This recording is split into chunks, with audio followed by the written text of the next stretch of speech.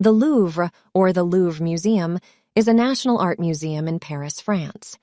A central landmark of the city, it is located on the right bank of the Seine in the city's first arrondissement and home to some of the most canonical works of Western art, including the Mona Lisa, the Venus de Milo, the Winged Victory, Napoleon apartments, and many more. It is the most visited museum in the world with the biggest collection of art. The museum is housed in the Louvre Palace, originally built in the late 12th to 13th century under Philip II. Remains of the medieval Louvre fortress are still visible in the basement of the museum. Due to urban expansion, the fortress eventually lost its defensive function, and in 1546, King Francis I converted it into the primary residence of French kings. In this audio and video guide, we will talk about Louvre's breathtaking design, interesting facts, exciting history, the most popular exhibits, including Mona Lisa, and what role did Napoleon Bonaparte, the French kings, and 2 world wars play in it. Before we dive in, don't forget to press the like button and subscribe to our channel if you haven't already, so you will not miss any of our exciting videos coming really soon. The Louvre Museum is located inside the Louvre Palace, in the center of Paris. The 2 nearest metro stations are Louvre Rivoli and Palais Royal Musée du Louvre. The museum's main entrance is the underground space under the Louvre Pyramid, or Hall Napoleon, which can be accessed from the pyramid itself or, for authorized visitors, from the Passage Richelieu, connecting to the nearby Rue de Rivoli. Due to high demand, it is recommended to purchase entrance tickets on the official website beforehand. There are several ticket options, including simple entrance tickets, audio guides, group tickets, and guided tours. Far not always Louvre was a museum. Let's talk about its exciting history. There are 2 possible versions of the Louvre's name origins. The first states that the name derives from a wolf hunting den, from Latin, lupus, and the second states that it's the name of the old villa called Louvre that was gifted to a monastery. The history of the Louvre begins with King Philip II in the 12th century. It was built as a castle to protect Paris from England. Due to urban expansion, the fortress eventually lost its defensive function, and in 1546, Francis I started its rebuilding in the French Renaissance style and eventually converted it into the primary residence of the French kings. In the 17th century, King Louis XIV moved away from Paris to Versailles, which stopped the renovation process. The Louvre was passed to French artists and art collections under royal patronage. It was the start of the Louvre's Grand Gallery. There were several major museums and public collections in Paris at that time: Luxembourg Palace, Palace of Fontainebleau, and in Versailles. In the mid-18th century, there were an increasing number of proposals to create a public gallery in the Louvre, and in May 1791 it finally became a public museum during the French Revolution. In 1792, Louis XVI was imprisoned, and the royal collection in the Louvre became national property. Because of fear of vandalism or theft, the National Assembly pronounced the museum's preparation urgent. The museum opened in 1793, the first anniversary of the monarchy's demise, as a central museum of the arts. The public was given free accessibility 3 days per week to see 537 paintings and 184 objects of art, which was perceived as a major accomplishment and was generally appreciated. 3/4 were derived from the royal collections, the remainder from emigrants and church property. Privileged artists continued to live in residence, and the unlabeled paintings hung frame to frame from floor to ceiling. Within the next 10 years, many exhibits were brought from Northern Europe, the Vatican, and Florence.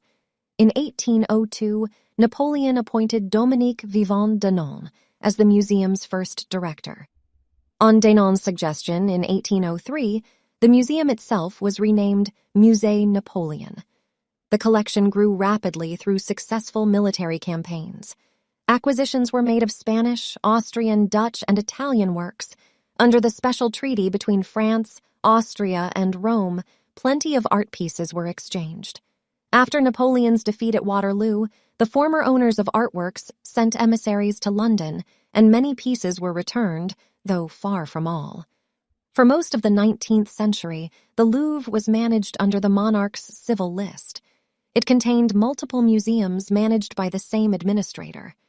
During the Bourbon Restoration in the 19th century, Louis XVIII and Charles X significantly increased the collection and added new sections. The rule of Napoleon III was transformational for the Louvre, both the building and the museum. In 1852, he created the Sovereign's Museum, and in 1861 he bought around 12,000 artworks, including 641 paintings, Greek gold, and other antiquities. For its display, he created another new section within the Louvre named the Museum of Napoleon III. Between 1852 and 1870, the museum added 20,000 new artifacts to its collections. During the Paris Commune Revolution in 1871, the Louvre narrowly escaped serious damage. During the Third Republic, 1870-1940, the Louvre acquired new artifacts mainly via donations, gifts, and sharing arrangements. During World War II, the Louvre conducted a plan of evacuation of its art collection. When Germany occupied the Sudetenland, many artworks, such as the Mona Lisa, were temporarily moved away from Paris to the Château de Chambord and Château de Valençay. Heavy or less important art was left in the basement. After the liberation of France in 1945, art began returning to the Louvre. Till 1981, all the institutions, including ministries, were relocated from Louvre, and all the buildings were used for museums. Right now, the Louvre's collections are displayed in 3 interconnecting wings named after 3 prominent figures from French history: Sully, Chief Minister of King Henry IV; Richelieu, Chief Minister of King Louis XVI; and Denon, the first director of the Louvre Museum appointed by Napoleon Bonaparte.